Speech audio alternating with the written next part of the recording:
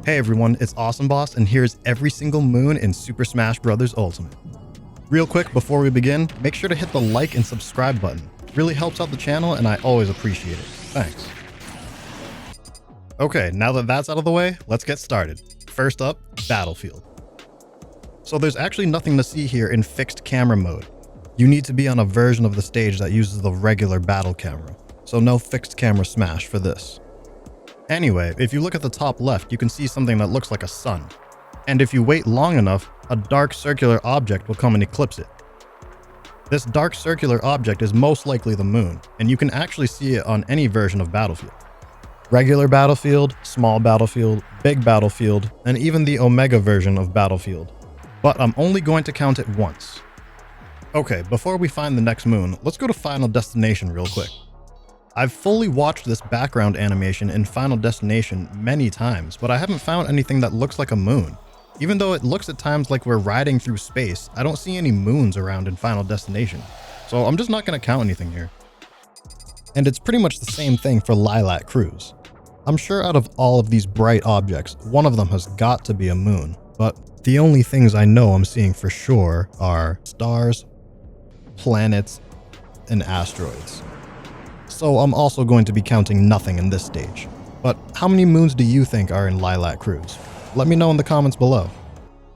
Okay, the next moon we're going to find is in Great Bay. The moon from The Legend of Zelda Majora's Mask is actually a pretty famous moon. It has an entire game built around it, and it's the only moon that I know of that actually tries to kill you. You can find it in Great Bay, but you can also find it in other stages as an assist trophy. But I'm still just going to count it once.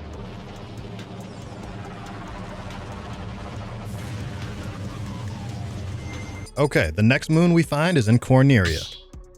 So you can see the moon on the upper left portion of the stage, and I'm pretty convinced it's a moon, not a planet. Let me explain. You see that orange Mars-looking thing in the sky?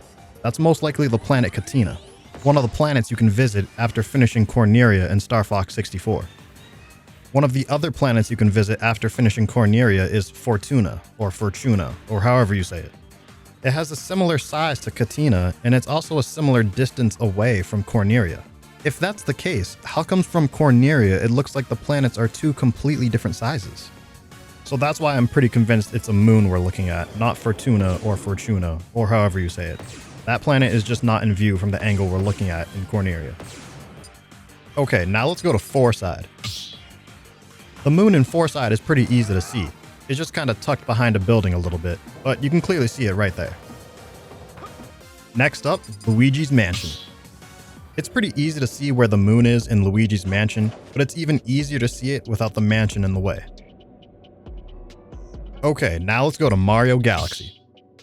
Okay, so we finally reached a stage where there's more than one moon. Looks to me like there's 4 moons in this stage, but maybe we have disagreements on how we define moon. How many moons are in the Mario Galaxy stage? Let me know what you think in the comments below. Okay, let's go to Dr. Wily's Castle. Pretty easy to see the moon in this stage, right up there in the top left. No problems looking for that one. Up next, Umbra Clock Tower. Pretty easy to see the moon in this stage too. It's just out of view until the stage turns us towards the moon. Up next, let's go to New Donk City. The moon in this stage is also not in view from the very beginning, but once the stage moves to a certain location, you can see it there on the top right.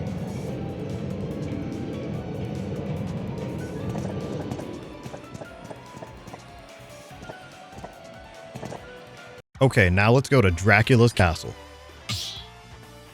It's pretty easy to see the moon on any version of the stage that you're playing on, but more of the moon is in view on the Omega version of the stage. Okay, now let's go to Mementos. So there's actually no moon in the Persona 5 version of the stage, and there's also no moon in the Persona 4 version of the stage, but if you select the Persona 3 version of the stage, you'll see the moon up there in the top left. Okay, now let's go to Minecraft World. So I'm not really a fan of Minecraft, and Steve getting into Smash Bros. Ultimate doesn't exactly warm me up to the idea of wanting to enjoy Minecraft. But this stage is pretty cool for having a day and night cycle. Once the sun goes down, it will come back up. After all, everything that goes down must come up. But right before the sun does come back up, we see the moon pass by. And it's actually just made of a block, like everything else is in Minecraft. That's kind of cool.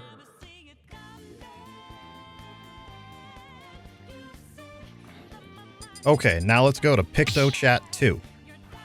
So on this stage, the screen is supposed to go dark, and then we're supposed to see a drawing of a moon. I tried waiting for this animation to show up, but no matter how long I waited, I couldn't get it to happen. So I just found a picture on Google Images instead. I don't know if there's a way to specifically trigger that animation, but if there's something that you guys know that I don't, let me know in the comments below. And finally, let's go to the last stage that has a moon in it, Mishima Dojo. You have to destroy parts of this dojo building to even make the moon visible in the regular version of the stage, but if you want an easier time seeing the moon, just pick the Omega version of the stage.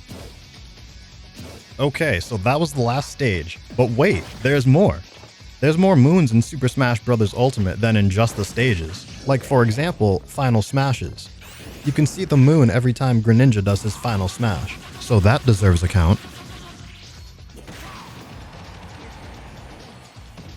You also see the moon every time Simon does his Final Smash, so we gotta count that one too.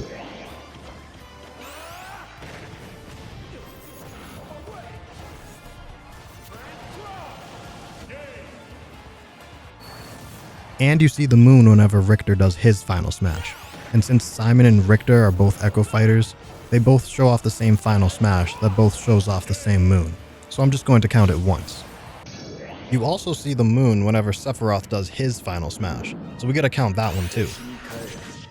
It's tough to catch, but if you're really paying attention, or if you just slow down the footage, you can just barely see the moon before Sephiroth blows it up with a supernova. So those are all the Final Smashes that show off the moon, but wait, there's still more. In Spirits mode, if you go to Dracula's castle, you can see another moon in the background, so I'll give it another count.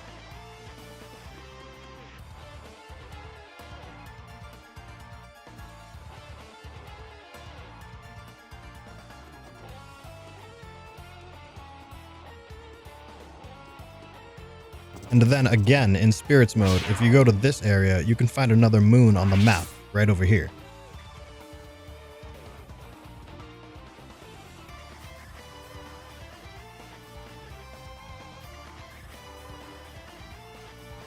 Okay, and now for the last one. If you go to Home Run Contest, and you're actually able to hit the sandbag high enough and far enough, you'll actually get a view of the moon, depending on how good your attempt at the Home Run Contest was. With a little bit of help, I was just barely able to hit the sandbag high enough and far enough to get a view of the moon. You can just barely see it in the top right. Maybe if I was better at Home Run Contest, I could give you guys a better view of it. Oh well. Okay, so if I counted correctly, that should be 23 moons in all of Super Smash Bros. Ultimate. But let me know if you guys think I missed anything.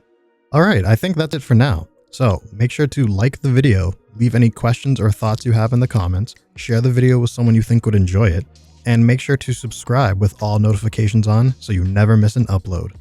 If you guys like Super Smash Bros. Ultimate content, check out this other video I did on Smash 4 Omega stages versus Smash Ultimate Omega stages. Also check out some of my Super Smash Bros. Ultimate shorts. Alright, have a nice day everyone, and I'll see you next time.